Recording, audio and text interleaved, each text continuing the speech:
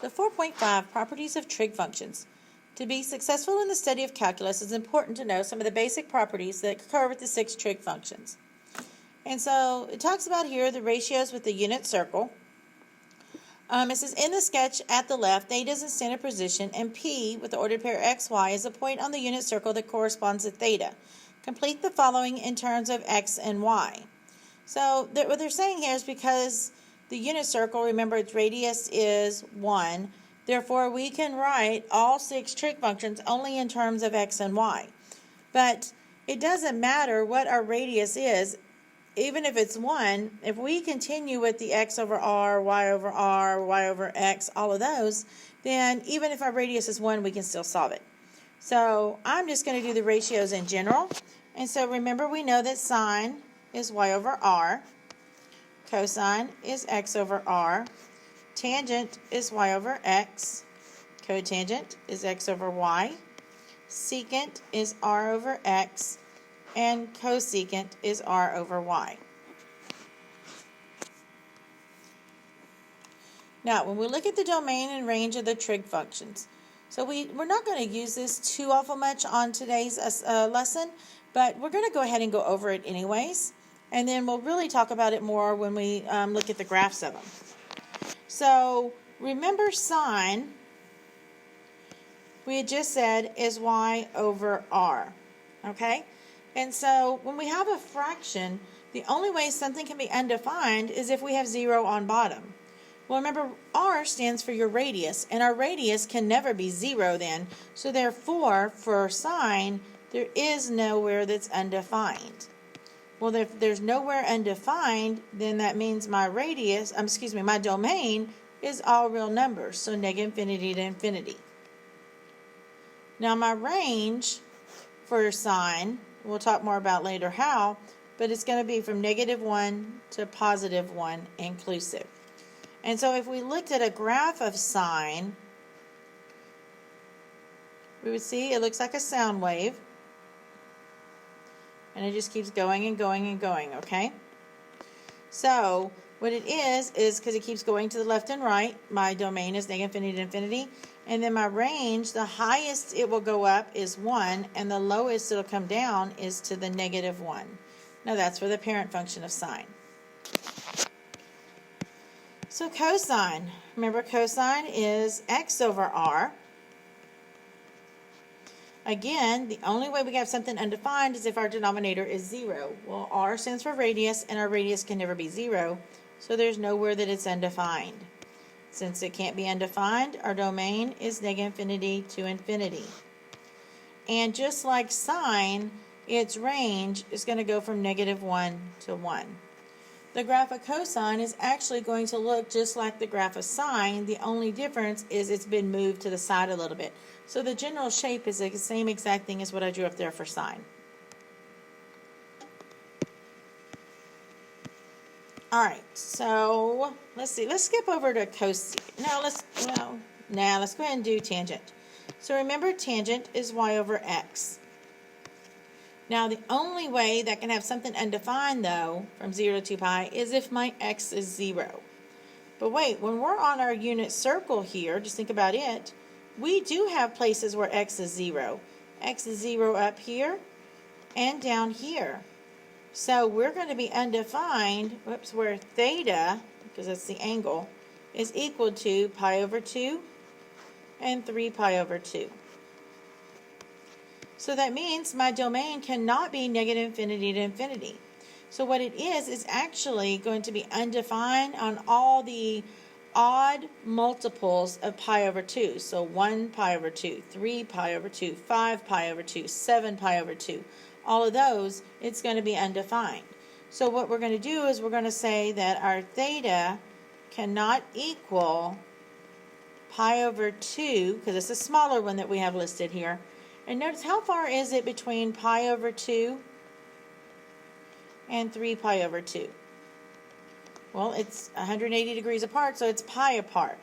So every time I add a pi, I would end up in a place in which my function would be undefined. So we're going to put plus pi times k. And we're going to make note, let's do it kind of at the top. You can't see mine, but up there where it says the domain and range of the trig functions, I want you to write K. This stands for is an element of, and a big capital Z, which means the integers. So K is an element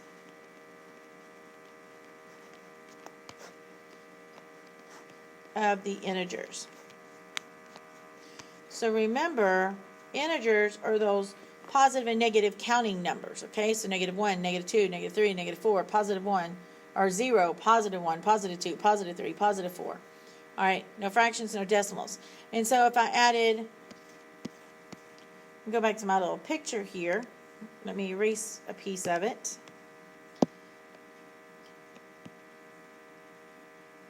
So like if I start up there at pi over 2 and I add a pi, I'm down here. But if I start at pi over 2 and I add 2 pi, I come back over there, okay? So it's all of that would make it where places in which we are going to be undefined. Now, its range is different. Tangent looks like this when you graph it. It'll have like this cubic looking thing, and then it'll have an asymptote, and it'll have another cubic looking thing, and then it'll have another asymptote, and it just continues doing that. Those asymptotes are those odd multiples of pi over 2. But my domain, my range, this one keeps going down, and it keeps going up, so therefore it's -infinity to infinity. Now, cosecant, remember cosecant is r over y. It's a reciprocal of sine. And so we do have places where y is equal to 0. Y is equal to 0 on that x-axis. So this is going to be undefined when our theta is equal to 0 or pi. So it's all the even multiples of pi, or we can say it's all the whole multiples of pi. Okay, now I didn't put the 2 pi there only because up here it says up to but not including the 2 pi, okay? So, but the 0 is included, so that's why we use the 0 instead of the 2 pi. So, my angle here, we're going to put theta cannot equal, we're going to use our smaller one, plus, how far is 0 from pi?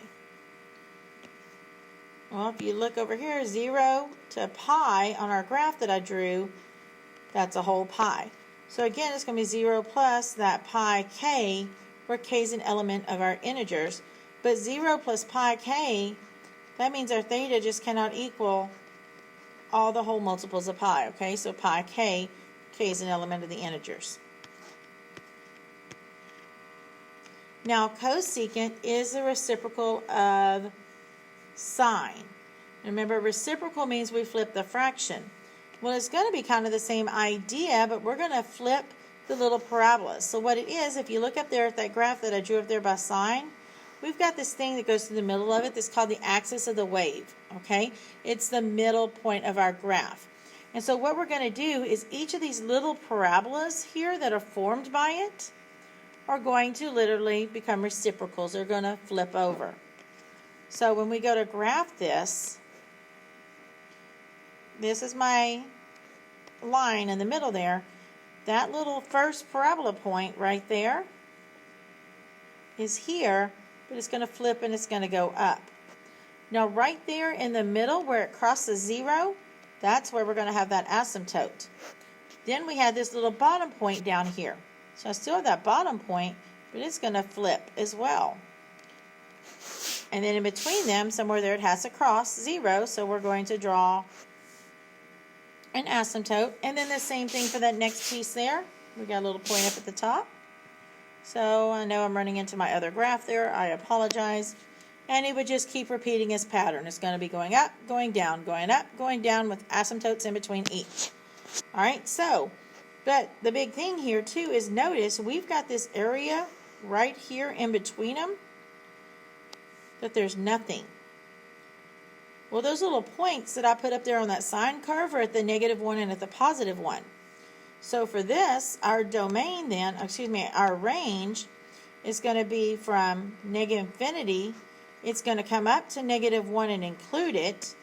but then it's going to jump up to include the 1 and keep going up to positive infinity. So that's our range for cosecant.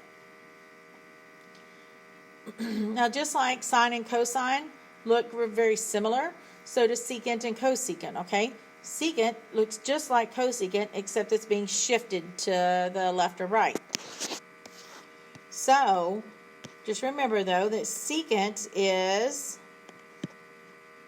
r over x, and we know from tangent that x is 0 at pi over 2 and 3 pi over 2. So we know our theta is undefined, our function's undefined at pi over 2 and 3 pi over 2.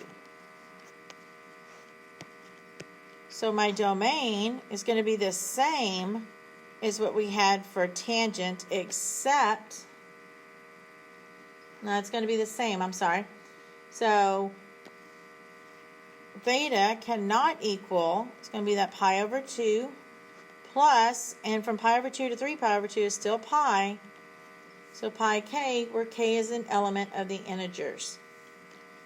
And because it's going to look just like sine, it's going to have the same range, because it's going to look just like cosecant, it's going to have the same range as cosecant. So it's from negative infinity to negative 1 included, union 1 included to positive infinity. And then our last one here, cotangent. Remember, cotangent is x over y.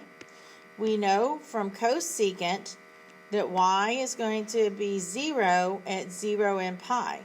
So our restriction is going to be it's undefined when our theta is equal to 0 and pi.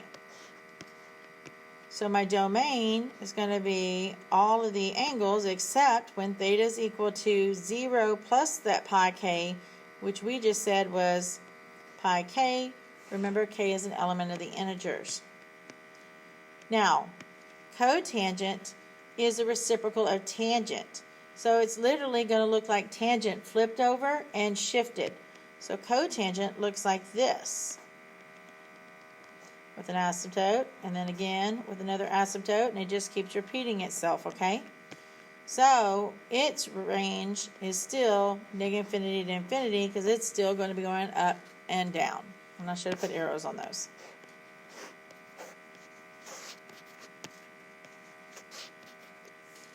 Alright, so a little information there about the trig functions and their domain and range. So let's talk about periodic functions and finding exact values. So it says the behavior of the sine and cosine repeats after one revolution. This repetitive or cyclic pattern is called periodic. So just like I had drawn above, sine and cosine are going to look like this. So, and remember, I drew this, it's not perfect. But if you look from here to here, looks just like from here to here, because those are two separate periods, okay? It's how long it takes for it to repeat itself. So therefore, one cycle for sine and cosine is going to have a period of 2 pi. But tangent is going to have a period of only pi.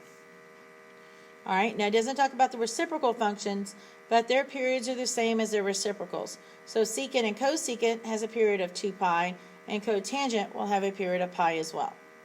Which what that means is, like, wherever we're at, if I'm dealing with sine or cosine, whatever the value right here is going to be the same exact value right there, which is the same exact value right there. Or the same thing at the bottoms, whatever the y value, or whatever the value is of that angle, is going to be the same value at that angle. That's why we added and subtracted 2 pi to find those coterminal angles.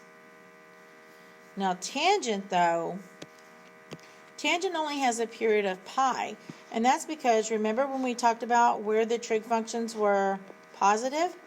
Tangent is positive in 1 and 3, which, because we use those ordered pairs, meant 1 and 3, we're going to have well, in 1, both of the ordered pairs were positive, and in 3, they were both negative, and tangent's y over x, so positive over positive is positive, and for quadrant 3, a negative over a negative is still positive. So therefore, the values of tangent in quadrants 1 and 3 are going to be the same. The same thing with 2 and 4. So we can say at pi is when it starts to repeat itself, because that's where it's going to get the same value.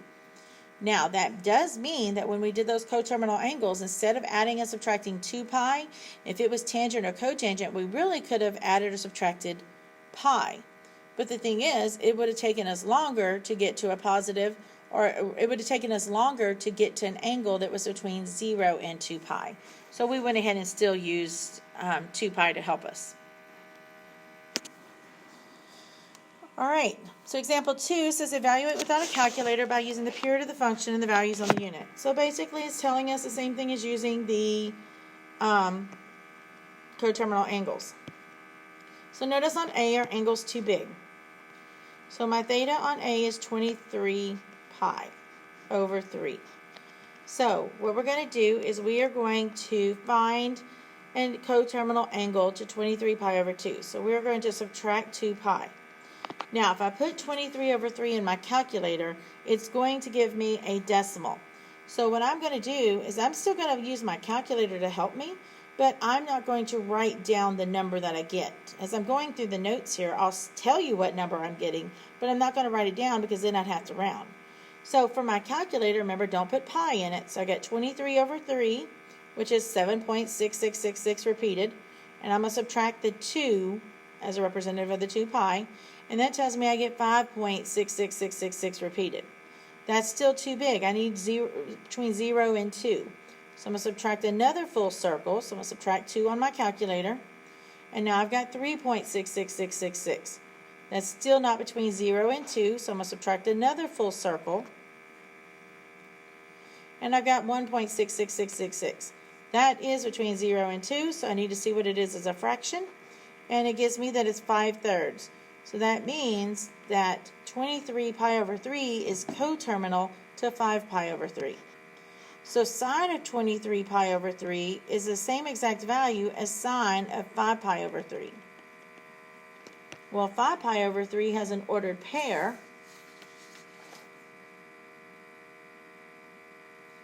And that would be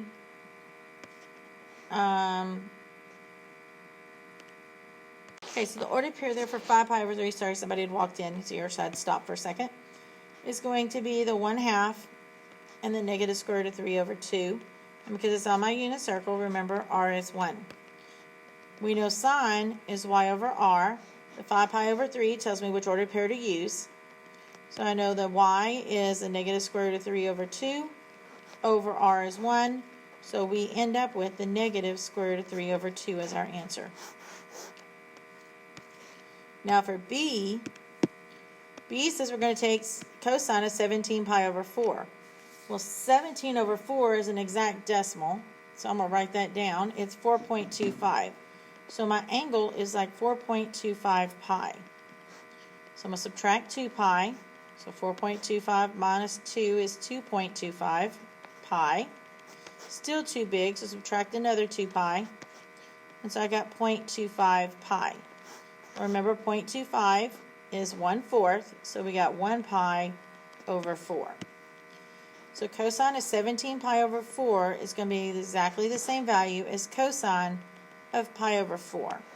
Pi over 4 is on our unit circle.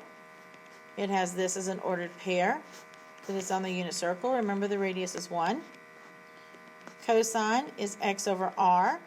So we know our x value is the square root of 2 over 2. Our r is 1. And so we get the square root of 2 over 2. Tangent of negative 9 pi over 2. Now my angle's too small. Well, negative 9 over 2 is negative 4.5. And then we got our pi. So this time I'm going to add 2 pi. So it's going to give me negative 2.5 pi. Still too small because it's negative. Add another full circle. I got negative 0.5 pi. Still too small because it's negative. But you might know where that's at. If you do, you could stop there. If not, add another 2 pi. And we get 1.5 pi. 1.5 is between 0 and 2. 1.5 as a fraction is 3/2. So we get 3 pi over 2. So tangent of negative 9 pi over 2 is exactly the same value as tangent of 3 pi over 2. 3 pi over 2 has an ordered pair.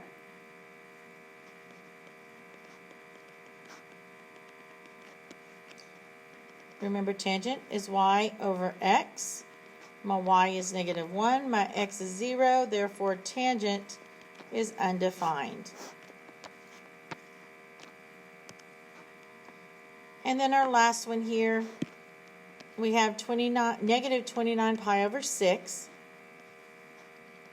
So my theta is equal to negative 29 pi over 6. That's too small, so I'm going to add a full circle. So first thing is that negative 29 over 6 is going to give me a fraction, a decimal that keeps going. So negative 29 over 6. It's actually like negative 4.833333 with the 3's repeating. So I'm going to add 2 to it. That gives me negative 2.8333 with the 3's repeating. So it's still too small, so I'm going to add 2 pi to it. So add 2 to your calculator. I'm at negative 0.833333. You might be able to change that to a fraction and figure it out, but I'm going to go ahead and make it positive. So I'm going to add another 2 pi. So on my calculator, put plus 2. And I got 1.16666666666. So that's between 0 and 2.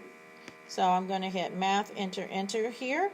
And it tells me it is 7 over 6. So I know that this is 7 pi over 6.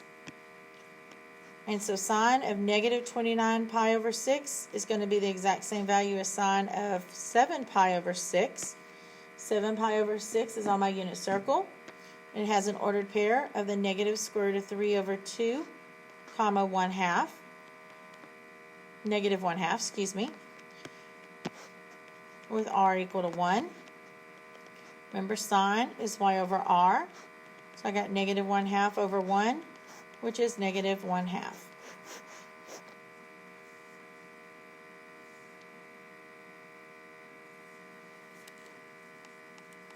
All right, then we're going to talk a little bit about trig identities.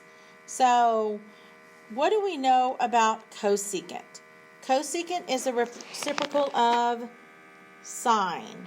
And so, therefore, it means we would take sine and flip it over. Well, sine would be the same as sine over 1, so cosecant is going to be 1 over sine. So cosecant of theta is equal to 1 over sine of theta. Secant is a reciprocal of cosine, so it's going to be equal to 1 over cosine of theta. And cotangent's a reciprocal of tangent, so it's equal to 1 over tangent of theta. Now, before I fill out the quotient identities, remember that tangent is equal to y over x. Now, on my unit circle, because r is 1, we could say the y is the same thing as y over 1, which would be y over r if it wasn't on our unit circle, which is our sine value. Well, same idea with x. That could be from x over 1 on our unit circle, which is just x over r, which is our cosine value. So because of that, we can say that tangent is equal to sine of theta over cosine of theta. All right, because if we took y over r divided by x over r, our r's would end up canceling and we would get that y over x. Now, cotangent is a reciprocal of tangent. So if tangent is sine over cosine, then cotangent is cosine over sine. And we could do it the same way, okay? It would be x on top and y on bottom, but we would do the same exact thing, which would end up giving us cosine on top and sine on bottom. And so there's 5 of my big 8 trig identities that we're going to talk about and use a whole lot as this class goes on. But those are our reciprocal and our quotient identities.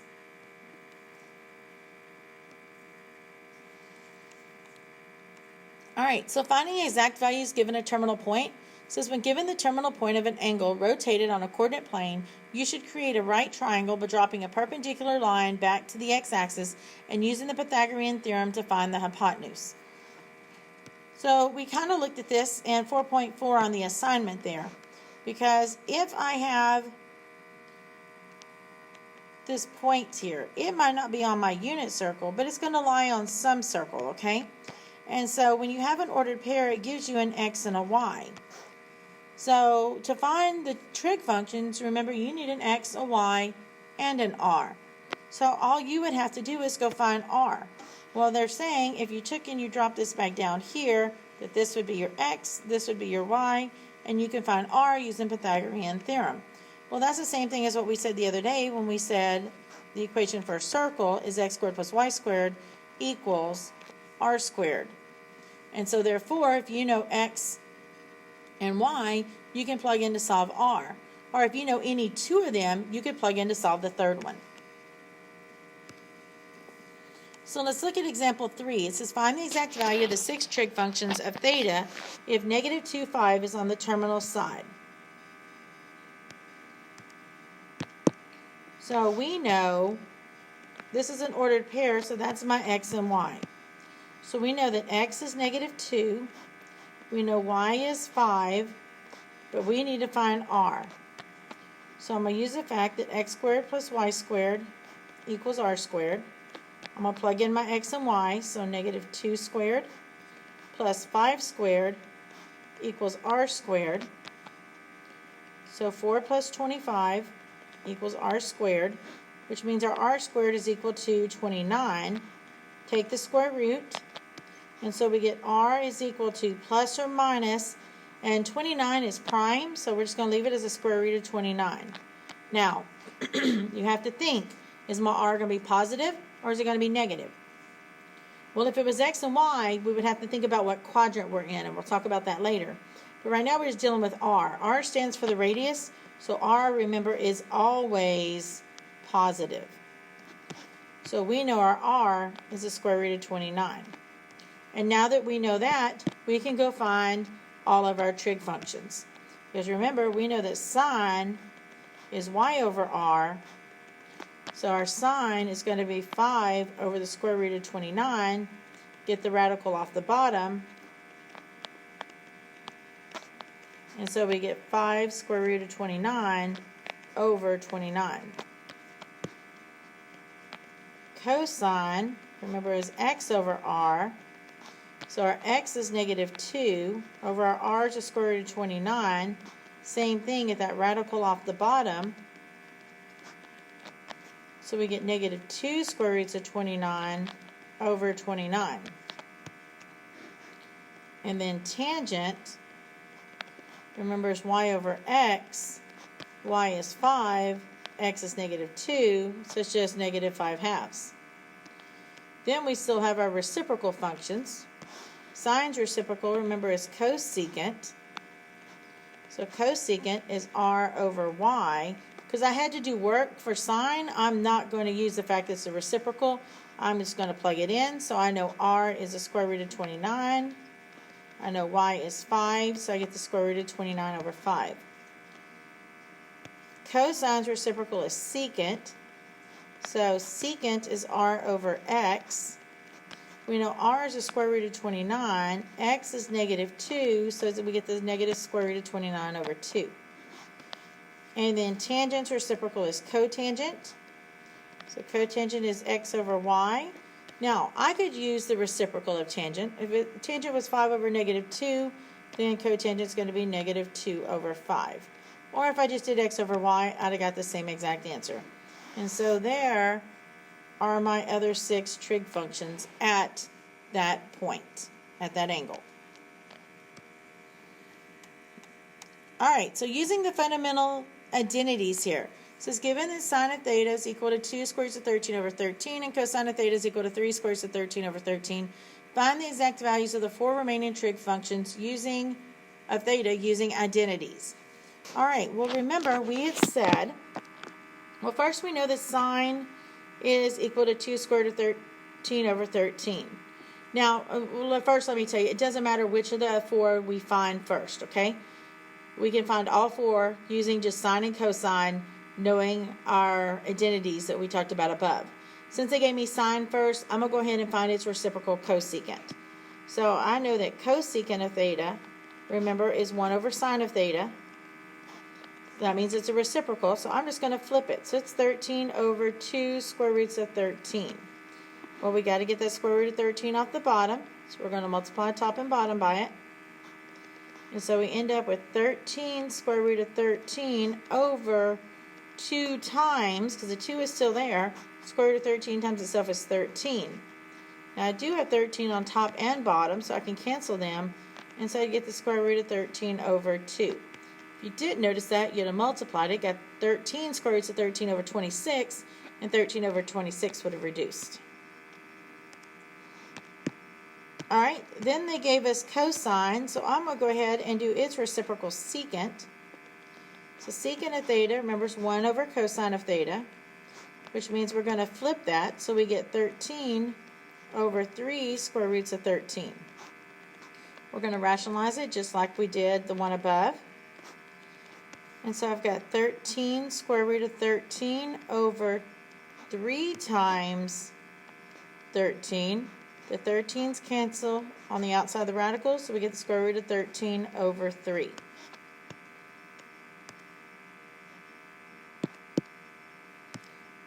Then we've got, let's go ahead and do tangent, I guess.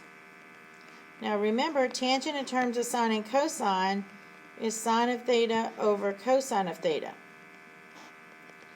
Well, sine of theta was 2 square roots of 13 over 13 over cosine of theta is 3 square roots of 13 over 13. Well, if we want to get rid of that 13, or the little denominator there, we're going to multiply top and bottom by it. So if I want to get rid of that little 13 right there, I'm going to multiply top and bottom by 13, which happens to get rid of that one. So we have 2 square roots of, let me change colors here, go back to my other one. We have 2 square roots of 13 over 3 square roots of 13. The 13's cancel, and we get 2/3. And then we just have cotangent left. Well, you got to be careful, because cotangent, we could use the fact that it is cosine over sine, or we can use the fact that cotangent is 1 over tangent. But if I use the fact that cotangent is 1 over tangent, and my tangent's wrong, my cotangent's going to be wrong, okay? But I feel pretty comfortable in it. But if I wanted to do cosine over sine, I would do the exact same thing we just did on tangent. So I'm going to go ahead and go with the fact that it's 1 over tangent of theta, which means I'm going to take the reciprocal of tangent. Tangent was 2 over 3, so cotangent is 3 over 2. And there's my remaining 4 trig functions. Alright, so here it says use the properties of trig functions to find the exact value of each expression. Notice these angles are not on my unit circle. Well, C has some that are, but the other 2 are not. So we're going to have to find another way to try to do this. And so I automatically see here I have sine of 50 degrees over cosine of 50 degrees. Well, what is sine over cosine? As long as the angles are the same, we can use that quotient identity that sine over cosine is tangent. So first, let's bring down this one, because I can't do anything with it. I don't know anything about that angle. Minus, and then we said sine over cosine is tangent. Well, tangent of, both of their angles are 50 degrees, so 50 degrees. And then tangent of 50 minus tangent of 50, well, anything minus itself is 0.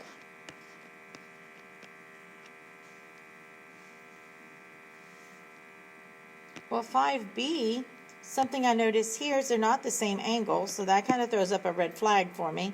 But 400 degrees is too big, isn't it? So I'm going to go back and do like we did earlier, and I'm going to find a coterminal angle.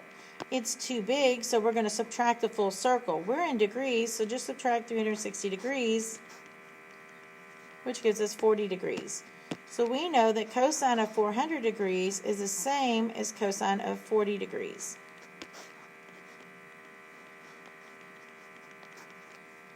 All right, and so then we can't do anything with those angles, but we do know the reciprocal identities for secant. So we got cosine of the 40 degrees times, because they're side by side, secant is 1 over cosine of 40 degrees. Well, remember when you're multiplying with fractions, you multiply straight across, so we end up with cosine of 40 degrees over cosine of 40 degrees, anything divided by itself is 1. And so really, guys, at this point here, when you saw you had cosine times secant, the angles were the same. You know cosine and secant are reciprocals, and any time we multiply reciprocals, our answer is always going to be 1. And then for 5c, says we got sine of pi over 6 times cosecant of 13 pi over 6. Again, our angles aren't the same. So we need to find, and plus this one is greater than a full circle. So let's go ahead and let's see if we can bring that down. So we're going to take 13 pi over 6, and we're going to subtract the full circle. So again, 13 over 6. Anytime it's over 6 or over 3, it's not going to reduce to a nice pretty decimal, okay? So I'm going to put 13 divided by 6 in my calculator, and it tells me 2.166666. We'll subtract 2. It tells me 0.16666, which is between 0 and 2. So I'm going to see what that is as a fraction, and it tells me it's 1/6. So that means that this is equal to 1 pi over 6. So we have sine of pi over 6 times cosecant of that 13 pi over 6 is the same as pi over 6. Now I could use x, y, and r to solve this, but guys, we're taking sine times cosecant. Their angles are the same, so what do we know about sine and cosecant? They're reciprocals, and when you multiply reciprocals, you get 1. So we could have used x, y, and r. We could have said cosecant is 1 over sine and did just like what we did up in the earlier one. But we recognize our angles were the same. If our angles are different, we can't do that. Our angles are the same. Sine and cosecant are reciprocals. So therefore, it multiplies to equal 1. All right, and so let's talk about the last 3 of our big 8 identities, the Pythagorean identities. And they come from the unit circle. So it says if P has the point xy as a point on the unit circle that corresponds to an angle of theta, then the equation of the unit circle is x squared plus y squared equals 1. Because remember it's r squared, but our r is 1 and 1 squared is 1. So remember though that on our unit circle, since r is 1, that means that sine is our y value and cosine is our x value. So we can substitute that into the equation. So x, which is cosine squared, notice where the square goes, okay? It doesn't go after the angle, it goes before it, because that way we don't have to worry about it. Worry about, is it the angle that's squared or the trig function that's squared? It's obvious now. Plus, y is sine, so we got sine squared of theta equals 1. And so that's the big Pythagorean identity there. Now the other two, we use that to find them. Okay, we derive it from them. So we know that we have cosine squared plus sine squared equals 1. Now remember, as long as, if we do something to one part of the equation, as long as we do it to all the terms or both sides, it keeps it equal. So we know that cosine squared plus sine squared equals 1. So what if I divide every term by cosine squared?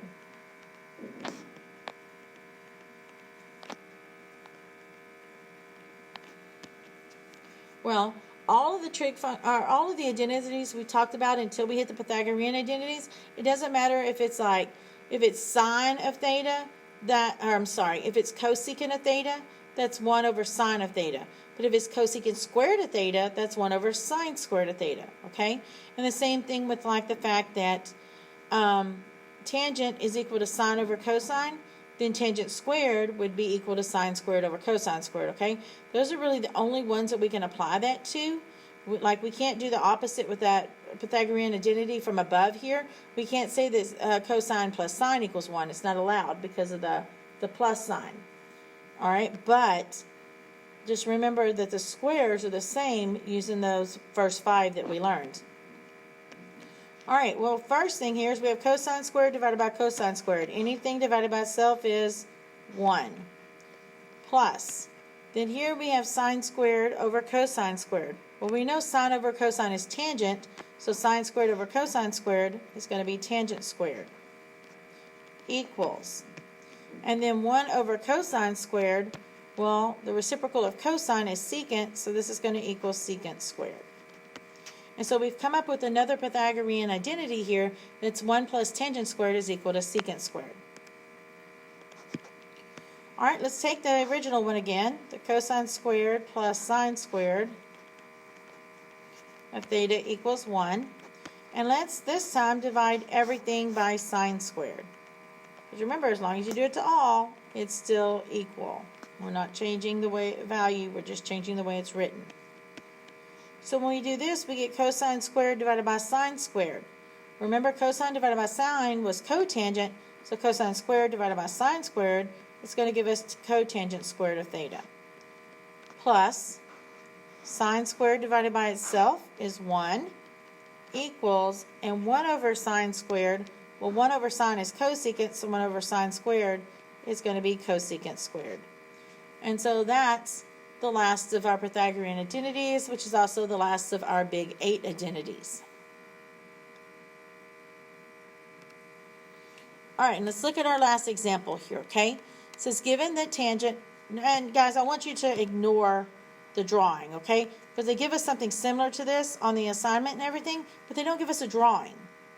So it tells us that given that tangent of theta is equal to negative 1/2 and sine of theta is greater than 0, we want to find the exact value of each of the remaining 5 trig functions. So the first thing we're going to have to do is find out what quadrant we're in.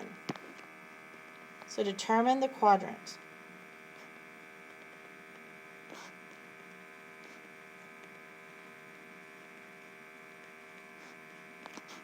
And label X, Y, and R appropriately, okay? So, to do that, we know that tangent of theta is negative, because it's a negative 1/2. Well, remember, we talked about the other day where all the trig functions were positive. Remember, we said all students take calculus to help us. So, I'm looking for a tangent's negative, which means where is it not positive? Well, tangent's positive in quadrants 1 and 3, which means it has to be negative then in 2 and 4. But it also told me here that sine is greater than 0. Greater than 0 means positive. So now I'm looking for where sine is positive. Well, all of them are positive in quadrant 1, and there's an S in quadrant 2 for sine, so we're looking at quadrant 1 and 2. Now to find out what quadrant we're in, both of these things have to be happening in it. So you're going to look at both of these and say, okay, which quadrant are they both in? Well, notice they both are in quadrant 2, so therefore we are in quadrant 2. Now, that's important because then we know that in quadrant 2, our x is going to be a positive number. Our y, I'm sorry, I lied. X is a negative number,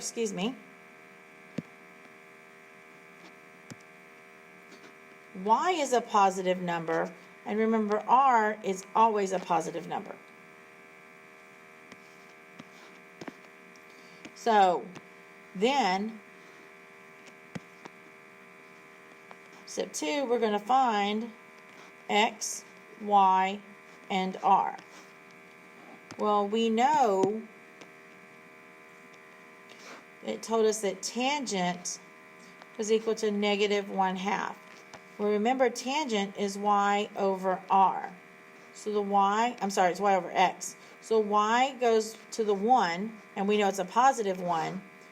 X, we also see is negative up there, so the negative goes with the x value there. So the x is negative 2, so I already have the negative written, so I'm going to put the 2. But I need to find r. How are we going to find r? The same way we found r before. We're going to use the fact that x squared plus y squared equals r squared. So we get negative 2 squared plus 1 squared equals r squared. So 4 plus 1 is r squared. R squared is 5. Take the square root. We get r is equal to plus or minus square root of 5. But we already know it's positive, so it's just going to be the positive square root of 5. And then our last step there is we're just going to find the trig values.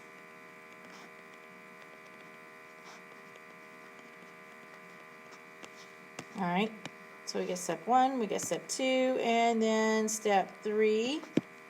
We're going to find our trig values. I'm going to start over here and hope I have room. So sine of theta, I'm not going to write it out this time. Remember, sine is y over r.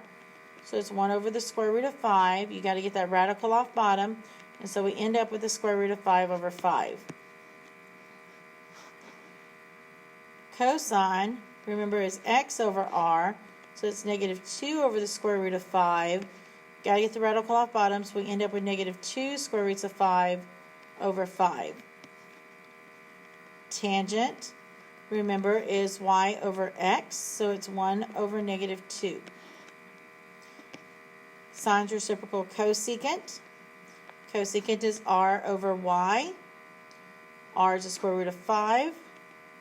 Y is 1, so it's going to be the square root of 5. Cosine's reciprocal secant is r over x, so we get the square root of 5 over negative 2. And then cotangent is the reciprocal of tangent, so it's x over y, so it's negative 2 over 1, which is negative 2. And so there's the 6 trig functions that it was looking for. Well, it said the other 5 because we already knew tangent. But just check, since we wrote tangent down, is that the same value they gave us? It is. So if it was wrong, then we know everything else is probably there's something wrong with too. But since it's the same, we're probably okay, as long as our R value was correct.